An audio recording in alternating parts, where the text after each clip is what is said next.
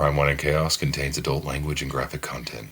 Listener discretion is advised. Keep your hands and feet inside the ride, Chaos Kids. I'm Amber. And I'm Naomi.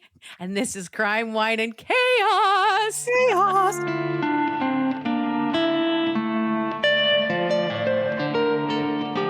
Oh, man. Don't look at me, she said. Don't look at me. Don't look at me because I'm stealing your intros. You did so good, though. It was the perfect intro for you. Thank you. Thank you. Hello. Hello, sister. Hello. Hello. This is take two. Well, not take two. Take one. Part two. Take one, part two. Yeah. Oh, what's new? Make it 2.5. I am getting ready to I'm starting to do that thing I have to do where I am mentally creating my task list and my shopping list and my plan in advance of actually doing the things and writing this all down to be on track to make your son's wedding cake next week. And that is what is coming for me next. And since my weekend plans that I had for this coming weekend got canceled for reasons I'm not going to talk about on the podcast, I have a little bit more brain space now to dedicate to that effort. And so now that's the next big thing and coming up in front of me. And that is what I'm focusing on. How about you? What's going on with you? Good. I'm not quite as meticulous with my schedule that is overwhelming. Maybe I would be less overwhelmed if I looked at it that way. I'm more of a just like keep your eyes down and just plow through, I don't know. We just need to get through it. I don't even know. Well, you got a couple shows coming up, right? I have 2 shows this week, back to back. And then Monday back in the studio. And yeah, just, it's and then your son's getting married. And well, yeah, that's the following week. My son's getting married. Yeah, there's a lot happening. Yeah. It's all a busy end of summer. Yeah. August is going to be a crazy month for both of us. It really is. Yeah. All right. Well, we're going to make it. It's okay. We're going to get there. And then we're going to look back and go, we did that. And you know what? Chaos Kids, through it all, we are going to deliver like we always do because we're like the Postal Service. Nothing holds us back. Okay, Sissy, what are you drinking today? Thank you for asking. I am drinking a Menage a Trois red. Oh, classic. Thank you. Classic. Thank you. Yep. It's delicious. Lovely. What's the temperature like in your house? It got not so hot the last few days. There's been rain here in Seattle for the first time in a long time. Has that been a relief for you or what? No, because it makes it muggy. Because now it's just wet, but still hot. Look, I feel like you're just never satisfied. Listen, my podcasting room is a little hot box. I don't know if you've noticed, I'll do like the one ear headphone thing so that I can give my one ear a reprieve and then switch because I have like now ear I sweat. know what you're doing there. It's so hot that but that's all right. I'm sorry. Right. And then you know what, you guys, because she lives in that mansion and it can't be heated well. She's going to complain about being cold all winter long. So just be prepared, you guys. Just listen to what, when we had that party a few weekends ago, I discovered that while I don't have AC, our Gym Jam has a summer fan mode. Oh, was that helpful? I was like, I feel cold air. But it had that mode the whole time, obviously. You mean you could have been doing this the whole time? Yes. God dang it. Well, anyway. Now you know. Because you know what we're going to have. I heard something about another quote unquote heat dome coming and it's fast approaching. So it'll come in handy. That doesn't work for me. I need to get to the coast. I need to get to the beach. Sorry. That's okay. Yeah. Well, you know what? I love that for you. Sister, I have a crime for you today. I know you do. And it's a big mama jamma over here. So let's get into it. Okay. I'm going to tell you about the Pulp Vat murder. Have you ever heard of that? Pulp Vat? Pulp Vat. Oh, no. Okay. Well, we're going to go to Green Bay, Wisconsin. November 1992. A call comes into the Green Bay Police Department at 4:45 a.m. from a man who tells them that he works down at the paper mill and that a theft is going to occur that night. At a paper mill? Mm-hmm. He says one of his coworkers, Keith Kutzka, has taken some big piece of wiring that he was going to take home with him that night. This caller wished to remain anonymous and asked that the police just contact the security at the mill and let them know for him. Okay. So the police do call and they alert the mill security, but no officers are sent, so no report is filed. The call, however, has been recorded. Mm-hmm. So at the end of his shift, Kutzka is stopped by security on his way out and they want to search his bag. Okay. He refuses to let them, and he ends up suspended without pay for 5 days. 2 days later, the man calls again. The man is Tom Monfiles, and he speaks to a detective there at the police station, and he tells her he is very concerned about his call to 911 being released. He was afraid of what might happen if Kutzka found out that it was Tom who narked on him about that wire that got him suspended without pay. Tom told the detective that Kutzka was a crazy biker type, but the detective reassured Tom there was no way in hell that recording would be released. The detective he spoke to did not write a report of this call. Of the second thing call? Yes, exactly. Okay. So the thing is, it wasn't abnormal for workers to take scraps of shit from the mill as long as they had an approved scrap pass, right? Okay. Yeah. So likely what was happening was Tom was trying to get Kutzka in trouble because there was a union vote approaching on the possibility of having 12-hour workdays that would shorten the work week. And Kutzka, who was a union representative, was expected to vote against that schedule change. Okay.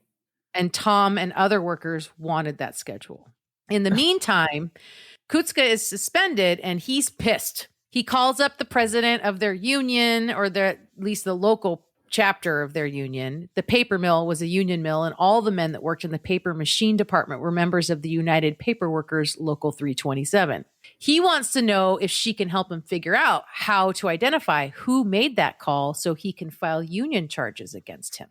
On November 17th, Kutzka returns to work and tells all his coworkers that night that he is going to get his hands on the recording of that anonymous call, and he will find out who told on him. He had called the police department earlier that day and was told that if he knew the date and time the call came in, they could give him that recording. Right. That night, sometime after 10 p.m., Tom calls the police department again. He is scared. He asks to speak to the highest up guy and was forwarded to the shift manager that night. Tom told the officer the story all over again and said he was afraid of Kutzka and that Kutzka would take him out and Monfiles would never return home. The officer told Tom he wasn't 100% sure that the recorded call couldn't be released to the public and gave him the contact info for someone in the police's communications department so he could find out for sure and put his fears to rest. Tom also tells this officer that he hasn't been sleeping much the past few days.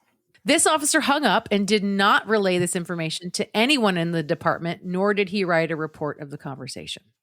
The next day, November 18th, Tom called the communications department officer who assured Tom that the tape wouldn't be released because it would have to come across his desk first. This officer also did not write a report about this call. Okay. Wow. On the 19th, Kutzka made his own call to the police department. The officer he spoke to located the recording and listened to it. He found no written report about any other calls from Monfiles, but he wanted to make sure he could release this recording. He spoke with an office worker and an assistant attorney with the city.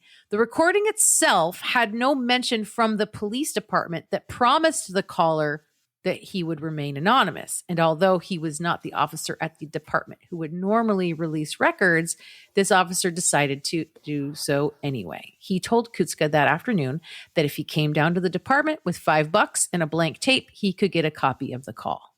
Uh-oh. That night at work, Kutzka let everyone know he would be picking up that tape. Oh, no. The next morning, November 20th, Tom was even more scared and called the communications officer again, who told Tom the tape would not be released. Then he transferred Tom's call to the deputy chief of detectives, who also assured Tom the tape would not be released. But the deputy chief didn't do anything to make sure the tape wasn't released. And in fact, it was sitting on a desk not 30 feet from him, awaiting release while he was on the phone, reassuring Tom. Fuck. And just to really make sure, Tom called the Brown County DA's office, spoke to an assistant DA who believed there were grounds to refuse releasing that tape to the public. This assistant DA called the deputy chief and told him not to release the tape. The chief told the DA he was aware of the situation. The assistant DA offered to call the communications department officer and was told by the deputy that wouldn't be necessary. That tape would not be released. Oh, no. Oh, no. And that evening, Kutska got his copy of the tape. Oh, God. So are they not recording their conversations with him so that they're not further creating more public records that can be released? Or was that an error? I'm sorry, I don't understand the question. Are they intentionally not documenting conversations with Kutska because they are making sure that they're not creating more records that can then be released? Or was that a clerical error on their part? Okay, with Tom, not Kutska. Oh, sorry. With Tom. With Tom. Right. No, I think they were just being inept. Okay. I thought they were doing him a solid. No. And making sure, like, we're not going to document this call because then that's another record that is subject to public disclosure that you called. I think that they just weren't doing their jobs. Fuck, man. So the next morning, so that evening, Kutska got his tape. He called his coworker, Mike Piaskowski, and played it over the phone. Kutska told Piaskowski that the union said that in order for him to be able to file a complaint against Tom, he would need 2 or 3 witnesses to identify the voice on the recording as Tom Monfiles, since Tom never says his name on the call. Piaskowski agreed to be one of these witnesses. So the next morning, Kutska went to work, tape in hand, marched into paper machine number 7's control room, and played the tape in front of Piaskowski, Tom, and Randy Lepak. And he asked Piaskowski to, quote, name that tune. And Tom is right there? Tom's right there, and he admits to being the one who made the call to these other 3 men in the room. Kutska ended up playing that tape for like 20 coworkers that morning, and he got them all riled up and all pissed off at Tom. Right? Fuck Tom. Tom got me suspended without pay. Tom's not a brother, right? That's not how it's done in the union. And then the actual events get fuzzy here, but sometime between 7:34 a.m. and 7:45 a.m., because I think these guys work like something akin to like graveyard / early morning shifts. Okay. This is the time scheduled. 7:34 is the time scheduled for a turnover on one of the machines, which is basically when they take they take a paper roll off and they start a new one. Mm-hmm. Tom disappears. He's not at his station. And then he doesn't come home after his shift. And his car is still parked at the mill. Then the police are called and a search ensues. And they search the mill everywhere with no sign of him. And finally, they decide they need to check the pulp vat, a 2-story tank containing a mud-like mixture of water, chemicals, and paper pulp. Gross. 36 hours after Tom first went missing, the drained vat reveals Tom's body in the bottom of the vat with a rope around his neck attached to a 49-pound weight. He drowned in the pulp vat? Well, initially, police considered both suicide and homicide as the possible cause of death. And then on December 9th, they announced it was murder and a homicide investigation is underway. According to the autopsy, Tom had been badly beaten, suffered a major head injury, all before he went into the pulp vat. His cause of death was strangulation and suffocation from the rope around his neck and the ingesting of the pulp mixture. Oh, no. That is awful. Mm-hmm. Oh, God. Tom Monfiles was survived by his wife, Susan, and 2 young children, 11-year-old Teresa and 9-year-old John. Tom was the third of 6 kids born and raised in Green Bay. His youngest brother, Cal, and him were very close, even with 10 years difference between them. Tom spent time in the Coast Guard, but when he got back, he and Cal spent a lot of time together. Tom bought and remodeled rental properties, and sometimes Cal helped with that. They also liked to water ski together. Tom's family described him as a self-starter and a jokester. He also enjoyed roller skating, which is what he was doing when he met Susan while he was stationed in New Jersey. That's awesome. Roller skating. God. Tom had worked at the paper mill since 1983 after his stint in the Coast Guard and some time working in construction. Tom's dad, Ed, as well as Tom's uncle, had also worked at the mill. Ed had retired in January of 1992, just 10 months before Tom died. And Tom knew lots of people that worked at the mill and was a bit of a social butterfly. The mill was a really good place to work. It was the kind of place that paid well, likely because of the strong unions a lot of the employees were members of, and where someone would work full-time. They could work full-time and take care of a family on one income. Some of the hourly employees there made upwards of $100,000 a year in income plus benefits. And in the early 90s, that was really good pay. No shit. The weekend of Tom's death, Cal had been up north hunting and only found out about his brother being missing when he got back around 8 o'clock on the evening of the 22nd. So he heard that Tom was dead just hours later. Oh, no. The investigation was not very fruitful. There was no bloodstains, no murder weapon, or any real evidence of any kind to indicate that there was a struggle that had taken place in the mill that day. Police were relying heavily on interviews with people who were at the mill that day. And so they followed mill workers, monitored their movements, conducted lots of interviews, parked outside their homes, dug through their trash, recorded conversations. I mean, obviously, considering where he was found and how he was beaten up, it was obvious that like multiple people that he worked with had done this to him. That's what the police were going with. Yeah. As this was kicking off in December, Kutzka, Piaskowski, and Lepak, the 3 dudes that were all in the control room that morning when Kutzka came in with and confronted them about the tape, right? They were all suspended from work without pay for about 3 months because of their confrontation of Tom in the control room that morning. And in March of 1993, Kutzka was fired and the other 2 men returned to work. It basically came down to the fact that Kutzka had been harassing and intimidating Tom, and that was unacceptable behavior. Well, yeah. Also, like all of this was because of a 5-day suspension. Not that that's not a big deal, but then you go and get yourself suspended for 3 months and then fired. Like, fuck, dude? You fucking idiot. Yeah, exactly. In May of 1993, Susan filed a lawsuit against Kutzka, Piaskowski, and Lepak, as well as Michael Johnson, Michael Hearn, Dale Baston, and Ray Moore, that alleged they were involved in intimidation and conspiracy that led to Tom's death. Wow. In August of 1993, James River Corp., the company that owned the mill, offered a $25,000 reward for anyone who provided information on how Tom was killed. By November, that had increased to $35,000 through contributions of other businesses and individuals. It was January 1994 when Detective Winkler stepped in as the lead investigator on the case. There had been no developments in the little over a year since the investigation began, and he decided he was going to be the one to solve this case. The working theory amongst the investigators was that Kutzka, Piaskowski, Johnson, Hearn, Baston, and Moore had all been party to the murder of Tom and the removal of all evidence of the crime.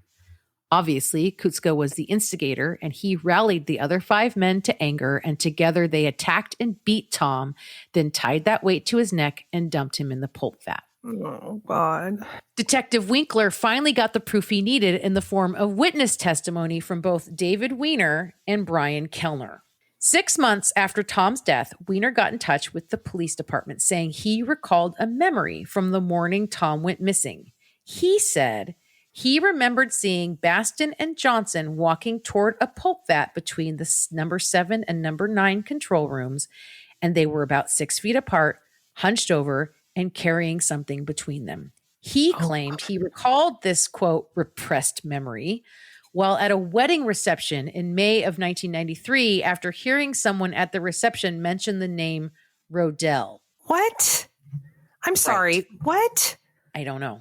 Then in November of 1993, Weiner shot and killed his younger brother in the midst of an argument and was charged and convicted of second-degree reckless homicide. Okay, Weiner.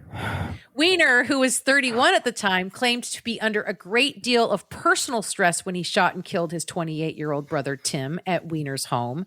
Weiner's co-workers said he'd taken time off work because of stress related to Tom's case. Weiner's neighbors said that police had his house under surveillance.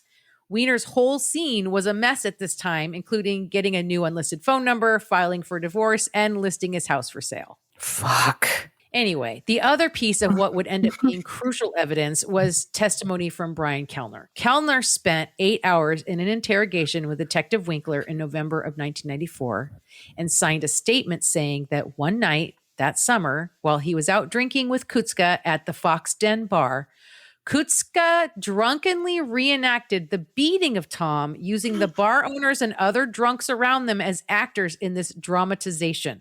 Kellner claimed that he had 12 beers that night and Kutska had close to 40. 40 beers? Mm-hmm. Okay.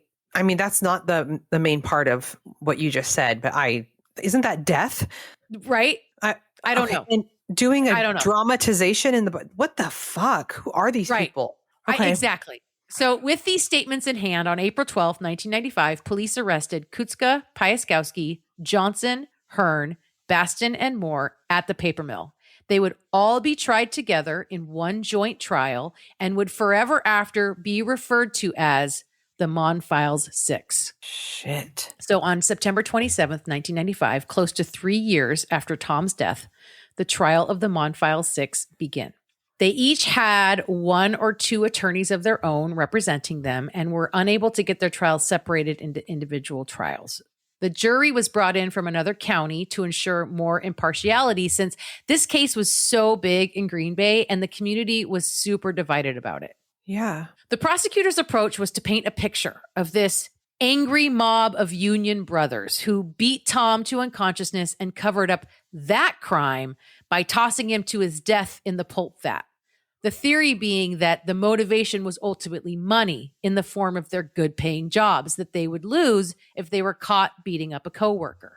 Well, So all of the prosecutor's evidence was testimony from Weiner, Kellner, a couple of inmates that claimed one or more of the 6 had told them about their part in the beating or killing of Tom, some other mill workers who were afraid of one or more of the 6 defendants, and a woman who claimed that Kutska had told her he killed Tom. There was zero physical evidence. As for the defense, pretty much all of their attorneys used the "it wasn't my client who had anything to do with this murder, but these other 5 guys are all sus" approach, right? Oh, God. So all of them were throwing each other under the bus. A 6-way finger point. That's right. They're all wearing Spider-Man outfits. And a couple of them even suggested that Weiner was the real killer. Mm-hmm. It also came up at trial that Detective Winkler aggressively questioned people even after they said they did not remember or did not have information, and that some of those people just happened to recall things they initially did not recall. The trial had run for about a month when on October 28th, 1995, around 6:25 p.m., the jury came back after only 10 hours of deliberation and found all of them guilty.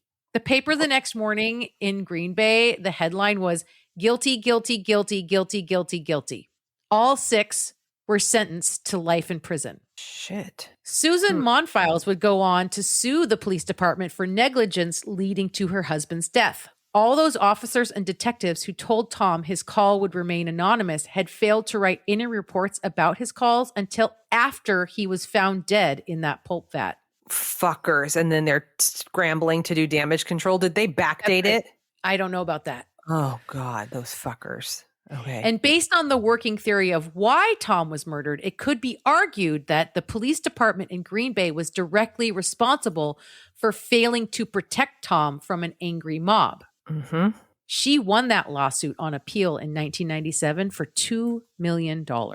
Good. And while Detective Winkler and then DA Zakowski are as certain as ever that they got it right and justice was served, more and more are questioning if the state of Wisconsin did actually get it right. Oh. Tom's brother Cal is pretty sure that they didn't. Oh. He says that every day that goes by, it all makes less and less sense to him. The same year that Susan won that lawsuit, Detective Winkler was placed on leave for several months while the department conducted an internal investigation. He ultimately retired in November of 1998. At a post-conviction hearing requesting a new trial for both Baston and Johnson, Kellner testified that he lied at the initial trial and said that he did so because Detective Winkler threatened him with losing his job and custody of his kids if he didn't give the detective what he needed to arrest the Monfile Six. All 6 convicted men worked to file appeals. Piaskowski exhausted all his appeals, then filed a petition in federal district court for a writ of habeas corpus, which is a request to be brought before a judge to challenge unlawful custody. A U.S. District Court judge granted the writ and ruled that there was insufficient evidence to convict Piaskowski. The state appealed that decision, and in July 2001, the district court's decision was upheld by the U.S. Seventh Court of Appeals. Piaskowski was in effect acquitted and unable to be tried again. He spent 6 years in prison. Wow. The other 5 thought this was their chance to also be exonerated, but none of them were successful in their attempts to get their convictions overturned or their sentences reduced. What? 2 books have been written and a documentary has been made, which is where I started with all this, that points to the very real and likely possibility that Tom Monfiles actually did die by suicide. But he was beaten. Even his brother Cal believes this is actually what happened. The Innocence Project in Minnesota was instrumental in getting an evidentiary hearing for Kutska, where new experts and witnesses testified to this very theory. And there is plenty of evidence to suggest that this is, in fact, what happened, because none of the Monfile Six has ever changed their assertion that they were anything other than not guilty. And Cal says that there were a few odd things that Susan didn't said in the aftermath of Tom's death that made him think Tom may have taken his own life, including a night very soon after Tom died where Cal heard Susan cry out that Tom had killed himself. Also, she claimed to have found notes in the ceiling of her and Tom's bedroom that indicated Tom's death was a suicide. A friend of Tom said that Tom had told him a story, or had told him stories about his time in the Coast Guard, and that the thing he did the most during his time there was retrieve the bodies of people who had died by suicide jumping off a bridge. He said very often these people would tie something heavy around their necks to make sure that they would die. Oh my God. And then there's the knots themselves on the rope used around Tom's neck and that weight. These knots were a particular type. Knots that would definitely have been learned while serving in the Coast Guard. Cal even found knots exactly like them on ropes he found at Susan and Tom's house. Wow. There was also, I forgot to write this down, but there was also a whole section of this evidentiary hearing that was based on the autopsy and the physical evidence on his body. And there was like a review of that autopsy. And it was noted that there's no way that the coroner or whoever, the medical examiner at the time, could have known for certain that those wounds on his body came from a beating and not from the giant rotating fan at the bottom of the pulp vat. Oh. In fact, there is the wound on his skull was like basically the exact dimensions of the edge of one of those blades. Oh, God. And then, especially if he had jumped in and like tied the thing around his neck and dove into the vat alive, then he still would have gotten those beat up and battered in the vat while the blades were spinning, while he was still alive before he actually died, right? So you know what I mean? Mm-hmm. So there's no way to be certain that he was beaten by multiple people. It absolutely could have been the vat that did that to his body. Yeah. Yeah. Oh, shit. And more, it was becoming clear that Detective Winkler wasn't the fair and upstanding detective he claimed to be, that he did use intimidation factors to get the statements he wanted out of witnesses, that he did harass people, including Kellner's children, in pursuit of testimony that fit the narrative he had crafted of the events that night that Tom went missing. He's interrogating children? Mm-hmm. You got to watch this documentary. It's called Beyond Human Nature. I actually rented it on Prime. That's how I heard about the story initially. Anyway, yes. Cal says, Tom's brother, that Tom may have been dealing with undiagnosed mental health issues and was having problems in his marriage. He also thought Tom was afraid that he would lose his job when people found out he had reported a problem outside of union channels. Mm-hmm. Yeah. Susan hasn't spoken publicly on any of this, really. And like, why would she? She won a $2 million settlement based on the notion that Tom's death was a murder that may have been prevented had the police like done a better job of protecting him. And then I'm certain she received a life insurance payout, which she wouldn't have received had Tom's death been ruled a suicide. Right.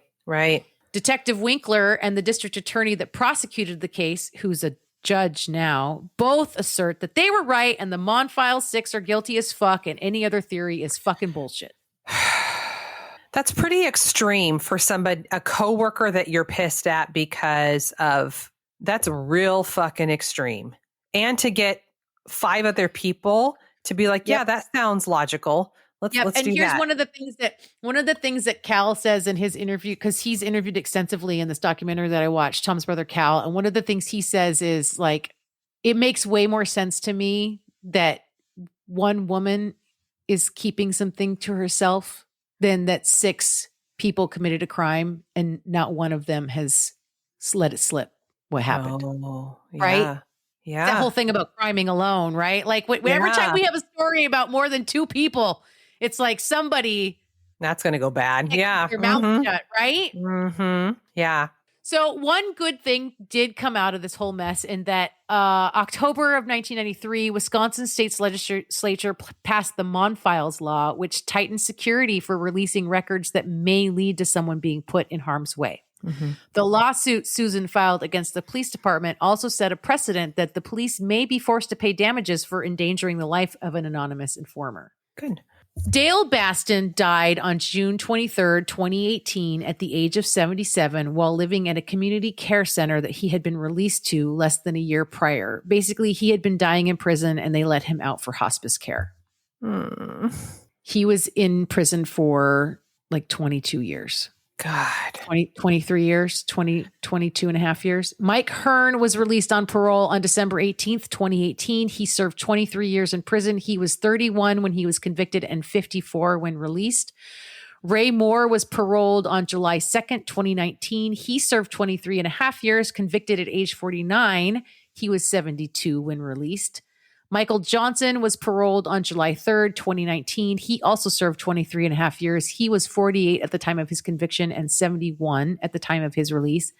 Keith Kutska is 70 or 71 now. He had a parole hearing set for some time this year that I couldn't find any other information about. So at this point, he's at 28 years served, all paroles denied so far, and he's still in prison.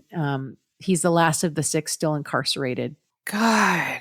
And yeah, I mean, the Innocence Project from Minnesota has been involved. Like there's an attorney that's on board who's been working towards, helping overturn these convictions and prove that Tom actually died by suicide. Cal is a part of this effort. He has become friends with Mike Piaskowski, who is kind of a founding member of a group that meets regularly. That's like friends and family of these 6 guys that have been trying for years and years and years. There's been 2.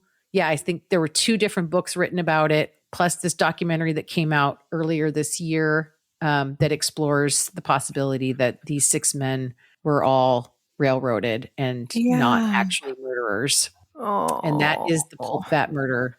Or is it? God, I think it says a lot that Tom's brother is. I agree. I mean, that says a lot, especially with how close they were. And oh, man. That's awful. That is awful. I know. I'd never heard of it until I watched that documentary. So, yeah. I mean, by all accounts, this Kutska guy was an asshole, but that being an asshole doesn't make you a murderer. No. Wow. Fuck. Mm-hmm. That was a good one, sis. Well, not good. That's terrible. No, it's terrible, but it was, now you know. Now you know. Oh my God. Thank you for that. You're so welcome. Do you have an upbeat chaos? Are we going to laugh till we cry today? No, I'm sorry. Well, I mean, damn it, sister. Fuck, sorry. You know what? They can't all be beggars. You know what? The last 2 chaos stories you've told me, I cried. I laughed so hard. Oh man.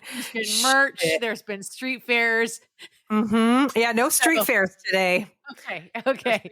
This one's a little bit different than the huge. So, okay. We're going to go to July of 1997. Okay. Crystal and Jesse, no last names, please. They Okay. Noted. It's They like are- Cher. It's like, yes, yeah. Madonna, yeah, Yeah, 100%. They're married. They're both 30, and they had been trying for several years to have children, but were unsuccessful. Okay. Jesse himself was adopted, so he decided maybe his, destiny in life was to adopt as well. Okay. So they see a 9-year-old girl on a website for an orphanage in Moscow, and Okay, when I'm they, already like, I don't know about this. Okay. I mean, yeah, Is this another one of those fucking she's not really 9, she's like 27 kind of situation? no, but this is another adoption from Russia where it's like ruh-roh. Okay. All Mhm. right. So they see her and they immediately felt like she was their daughter. So when they get the medical records from the agency, Carol Lee, that's the girl, is described as tender, obedient, friendly, and charming. Also, I hate the word obedient. Hate it. It's Hate it. gross. Remember when we went to that wedding for one of our Yes. cousins and she promised to honor and obey and we all like gagged and almost died in the middle of the ceremony while we were supposed to be quiet and respectful of this wedding? I can't. Yeah, it was She like the only actually said that. time when I actually did have something to say when they asked for objection. I was like, I fucking object to that. Yeah. Objection, Your Honor. She is not going to promise to obey, right? Fuck Like, we're not doing that, You know what? right? She figured it out. She left that man. It's fine. That's true. Anyway. That's true. Also, remember the hairy hands? Anyway, keep going. They were so hairy. So hairy. The hairiest back of a hand I have ever seen on a man. Anyway, I think sorry. there was some sort of Teen Wolf thing happening there. I'm so sorry. I'm so sidetracked. She's No. obedient, which is gross. She's sweet. She's lovely. She's nice. Mhm. Yeah. So Crystal and Jesse knew that there were risks with adopting an older child, but they were willing to take those risks. So they travel to Moscow, and then from Moscow, they take an 8-hour train ride from Moscow to a village called Borovice. That's where the orphanage is. Okay. They had spent nearly $30,000 in total for this process, and they arrived at the orphanage, and Carol Lee immediately calls Crystal Mama. I mean, she's Mama. coached, though, right? It's like, that's weird. Something's not right here. My spidey senses are tingling. I can't, okay. But it worked. Mm-hmm. So was into it. while at the, I don't know how this worked out, but while at the orphanage, they also adopted a 3-year-old boy. I don't know if it was like They a were just like, it BOGO. was like a buy one, get one. Yeah. I don't really Went for know. one, they came home with 2. Like, what is Mhm. happening? Oh my God. God. This is all Do you remember- so sus. Do you remember the Payless BOGO? I fucking loved Payless BOGO. You know what? Just completely side tangent. I saw this. I was watching Reels the other day and I saw this whole thing about how like perception is everything. So Payless like took one of their stores one time and they like closed it. They like covered it up. They revamped the whole store and made it look super high end. And like they gave it a different name that was like some kind of like, fancy play off the word Payless. I can't remember exactly what the word was that they made it. But anyway, so they made its name and then they set it all up so that like all of the shoes were displayed like you would find them in like a really, really high end like designer store. And they put like ridiculous prices on all the shoes, like hundreds and hundreds, if not thousands of dollars on all these shoes. And then they invited like all of these designers and influencers and whatever to like come to this grand opening of the store. And everyone came in and was like oohing and awing on all over the merchandise and talking about how well made all of these shoes were and how beautiful they were and how they were worth every penny. And it was literally an experiment in like, it's snobbery. Yeah, like what a bunch of bullshit it all is. Anyway, BOGO adoption. BOGO adoption. So they get a 3-year-old boy. They name him Joshua. They bring both kids back to a new home in a suburb of Atlanta. Okay. And when they first got home, they said that Carol Lee was withdrawn and angry. They figured that this was normal and that it would take some time and love for her to adjust and become comfortable. Mm-hmm. Jesse worked as some sort of computer programmer, and Crystal quit her job to stay home with the kids and help both of them adjust and bond with her and each other. Okay. But Carol Lee's behavior became worse. By her second Christmas with her new family, she had gotten a bike for the first time, and she was outside learning how to ride. Crystal said it was a great morning. The kids were happy. They go back inside, and Crystal is doing some chores, and that's when she hears Joshua screaming. Crystal says that she found Carol Lee holding her then 4-year-old brother Joshua over the railing of their 30-foot high deck. Oh, this is some like Omen, like Damien shit going on here or something. Oh no. When she asked Carol Lee, whatever, I don't know. The There's Good like Son. a Good Son. There's a lot of movies about this kind of shit. Like every parent's nightmare. That's where the changeling kind of, legend or myth comes from too, right? Like this fear of something coming and stealing your child and replacing it with something that's not your child. And anyway, I don't know what movie it was, but Jade used to do this. And Jade was and still is like the sweetest ever. But Jade had like bad dreams and anxiety a lot as a little kid.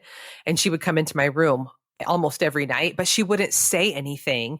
She had that really long hair, and she would just stand at the side of my bed, and I would wake up and she would just be like this. So staring creepy, at me. dude. Yeah. And I was like, Jesus Christ. A lot. It happened a lot. And I was like, don't do so that. creepy. So Paranormal Activity. That's the one. That's the movie that shit happens in. So Crystal asks Carol Lee what she's doing, and she says she's going to kill him. Oh. So, yeah. Okay. So, Crystal said that Carol Lee told her that she was hearing voices and seeing things like snakes. She said that the voices were telling her to kill her brother Joshua. Oh, so this girl is schizophrenic. So Crystal and Jesse take her to a facility where she receives 4 months of psychiatric care before their insurance runs out, and Carol Lee had to return home. Like 4 months inpatient? Yeah. That's intense. Yeah, and she's like 11 at this point. Right. But this is like the stuff that like the gal in the Slender Man murder, like she was like that. She had that same, like she was schizophrenic from the get. It wasn't like it came on later in life like it does for a lot of other people. Yeah. Oh, God. So, so Carol Lee comes home, and she's still saying that she wants to kill Joshua. So Crystal and Jesse install an alarm on her door. They have cameras all over the house. Carol Lee is not allowed to be alone with Joshua. One of the psychiatrists that treated her said that Carol Lee has rage and anger inside of her, and she is a risk to the family, and that there is clear evidence of an attachment disorder. Yeah. She's given medication, but they don't work. Crystal and Jesse both said that they loved her, but they're afraid of her. Oh my God. It's just heartbreaking. Afraid of your child? I can't. So, Crystal and Jesse woke up one morning at 3 a.m. to find Carol Lee trying to strangle the family dog. Okay. Yeah. So they end up sending Joshua 600 miles away to Grandma's house to live for a while they try to figure something out. Poor Joshua. I know. They go over and over the initial report from the agency, and the only thing that there was in there that could be perceived as negative was a developmental delay, but they understood that just meant she was slow to learn. And and that it wasn't until after she was adopted that they were provided a more thorough detailing of Carol Lee and her past. It said that her birth mother left her dirty and hungry, and that she had antisocial personality disorder. They also learned that Carol Lee was housed in a special dorm for children with disabilities at the orphanage, and that information wasn't shared with them. I mean, we saw this coming, right? Yeah. However, the representative from the agency said that the adopted parents did have all of the access to the papers at the time that they were at the orphanage and that no information had been withheld from the family. Well, yeah. I mean, yeah. And what are they going to do? They're in Atlanta and the orphanage is in like, bumfuck nowhere in Russia. Like, what's their recourse at this point? You know what I mean? Mm-hmm. Mm-hmm. So while Joshua is away at grandma's, Crystal and Jesse make the difficult decision to return Carol Lee to Russia. Oh, no. But they tell her that she's going to another hospital. They don't tell her that she's going back to Russia. Back to the orphanage? Well, I'll tell you. Of all the psychiatrists who treated Carol Lee, there was one in the U.S. That disagreed with the others. He said that Crystal and Jesse were cool and distant and that Carol Lee was frightened of them, that he didn't see anything wrong with her. She tried to kill her little brother and the dog. There's nothing wrong with that? I'm sorry. What? There's always that one guy. Actually. She just needs a little extra love. Oh my God. So Crystal and Jesse say they use all of their savings to take Carol Lee to a psychiatry center in Moscow that specializes in children from Russian orphanages. Okay. That is a lot to unpack because that means that there's a need for that. There's an orphanage to psychiatry facility pipeline going on in Russia. You know what I'm saying? Like, what the fuck? Well, they either end up in one of those schools. They either end up in one of those schools becoming like Olympic athletes, or they end up in a psychiatric facility. What? No in between. There's no in between. So the deal was, as far as Carol Lee knew, was that she was going to stay there for 2 months and that Crystal and Jesse would return for her. But Crystal and Jesse go home and with they no annul intentions of ever returning for her. Mm-hmm. Yeah, they have their adoption annulled. Wait, annulled? Like a marriage? What? Uh-huh. Yeah, I want to know what are your thoughts on this? On saying never mind to an adoption. Is that the end of the story? No, there's more. Okay, keep going. Okay, well, so this all was initially covered on 48 Hours, sort of in real time while it was happening in 1997 while Carol Lee was 11. They're covering the story. So I'm sorry, they're on 48 Hours? Yeah. Mm-hmm. They took their story to 48 Hours. Yes. So yeah. Okay. So it's really kind of sad. So the reporter that did this story, he still works for 48 Hours, and I can't remember his name now. He's a pumpkin. But there's all these clips where he's by himself with Carol Lee, and he really got attached to her, and she's crying and saying, like, I didn't do any of these things. Like, none of these things happened. And they're Crystal telling... and Jesse are just making this up? Yeah, she was like, they're telling me to say that I hear voices and they're telling me like all these things. And she's like, I love my brother. I wouldn't hurt my brother. And okay, so 20 years later, the same reporter who never forgot about her wants to find her and see how she's doing and what the deal is, right?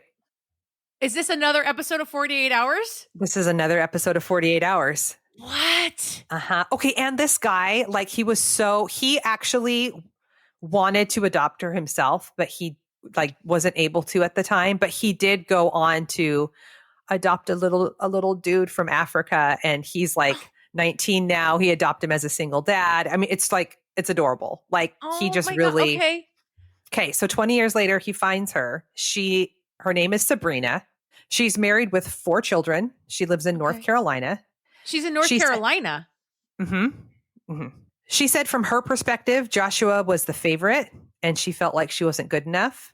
She said because Joshua was the center of their world, she wasn't able to connect with Crystal and Jesse, and she became suicidal. And that is when she made up a story and told Crystal that she was seeing things and hearing things because she wanted out of their house. What? Hmm. She wanted to be taken back to Russia? She wanted the fuck out of there. She also said that day on the deck, Sabrina said that Crystal asked her to go get her brother because he was screaming on the deck, and she tried to pick him up and walk down the steps, but he was almost as big as her.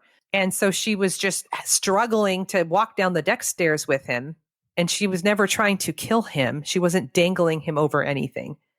How did she end up back in the States? We'll get there. Okay. She said that she was telling everyone that she was trying to kill Joshua because Crystal told her that that's what she was supposed to say. What Mm-hmm. the fuck? Mm-hmm. I don't have words for this. This twist, I did not see this coming. Wild. So today, Sabrina is not on any medication. She has no mental illness. When she was taken to the hospital in Russia, she knew that they weren't coming back for her. She was fine with that. Okay. After 2 months, she was released from the hospital in Russia and adopted from a family in North Carolina. And everything was great. She thrived, and it was great. After high school, she spent 2 years in Africa volunteering and providing medical care. She met her husband, Phil. They married in 2014. They have 3 daughters and a son. She's super happy, in a good place. She said after she became a mother, she found Crystal on social media and sent her a message telling her side of the story, and says she doesn't have any hard feelings towards them, but she herself would never return a child. Whoa. I think they fell in love with Joshua and decided that they just didn't want her. But they couldn't go back on it because they'd already made this commitment to adopt her. Yeah. These people are crazy pants. But they never went back and re-interviewed them or Joshua, right? Nope. They refused to be interviewed for the follow-up, and they refused to ever provide their last names. Yeah. I mean, look, okay. Perspective. Okay. Mm-hmm. I have this cat. Uh-huh. Right. We talked about this recently because you were considering taking a cat that was maybe going to be rehomed, who was spraying everywhere. Right. And I had this period early in when I adopted him, I got Shadow from some coworker of our mom's, and he was a little over a year old when I got him, so he was already litter box trained and everything and had all his shots. They just needed to rehome him, whatever reason. So I took him, and sometime in that first or second year, all of a sudden, for no reason I could figure out, he started spraying all over the place, and it was crazy making, and it smells awful. And it was he was ruining furniture and carpet. I mean, it was just, right. I was dealing with that for a long time, and I was doing all the things. I was taking all the suggestions, and I was trying to figure out how to fix it. And at the peak, I remember calling a friend of mine, so frustrated. I was crying. And I was I've been thinking about getting rid of this cat, but I felt like shit for thinking about getting rid of this cat because I had decided to take this cat, and this cat was my responsibility, and I loved this cat, and I wanted to care for this cat, and I would feel like a piece of fucking shit, like an absolute monster if I was just get rid of this cat because it's not acting the way I want it to act, right? Yeah. And ultimately, I did figure it out, and he doesn't do that anymore, and he hasn't done that for years and years and years, and it's fine. Mm-hmm. And that was a cat. Yeah. Yes. Yes. Right? Mm-hmm. When you take on the responsibility of another human being, you don't get to just decide 2 years later, I don't fucking want to anymore. Yeah, I agree. Especially since they went into it knowing. I mean, it ended up not being true, but ultimately they said, yeah, we know it's going to be harder for an older child who already has trauma, who already has established these, boundaries, and walls have gone up and all the things. Yep. You intentionally sought out a child who was going to be more challenging. Yes. And then said, this is challenging. Never mind. Yes. Assholes. And not only that, but by all accounts, or at least by Sabrina's account, that wasn't how it went down at all. Mm-mm. Mm-mm. This sounds very, I mean, this is really insidious. Like, this is really like creepy behavior on the part of Crystal and Jesse. Like, I mean, it would be one thing if it really went down like that. Like, if it really went down the way they said it went down, and she really was that kid, right? Like 100%. That is rough. But you still try to figure out a way to help this kid, right? Right. Like, Mm-hmm.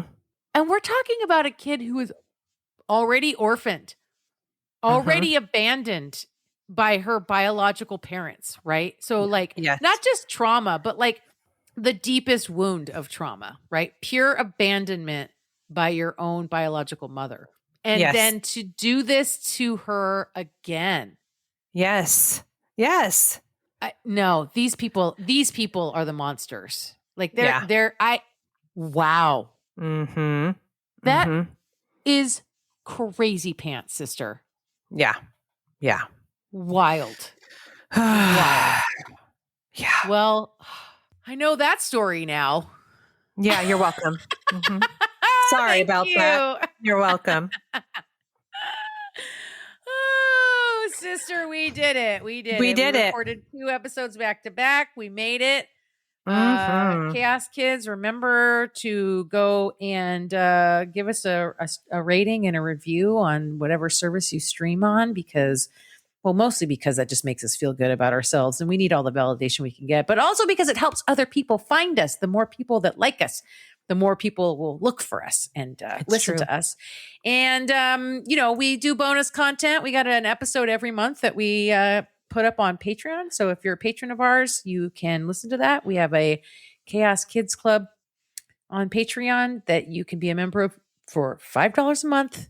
It is the cost of like less avocado than half a pack of cigarettes. And you can't even get a pack of cigarettes for $5 a month. So, or avocado toast. Or Starbucks, so whatever. So go join the club and get that bonus content. And once we get to 20, because we every time we get to 10 more, we do a virtual wine night. We are itching to do a virtual wine night, you guys. So come on, let's do it. Get on the Chaos. We're on all the socials, all the things, and I love you. I love you. And that was really fucking chaotic today. Chaotic. Yeah, it was. Goodbye. Bye.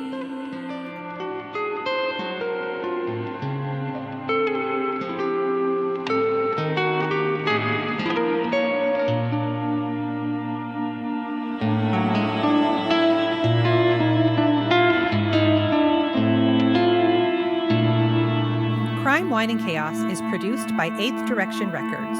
Artwork by Joshua M. Davis. Music by Paul Abner. If you would like to support the show, you can visit our Patreon page at crimewineandchaos.com/Patreon. Cheers. He calls up the president. Okay, Wiener.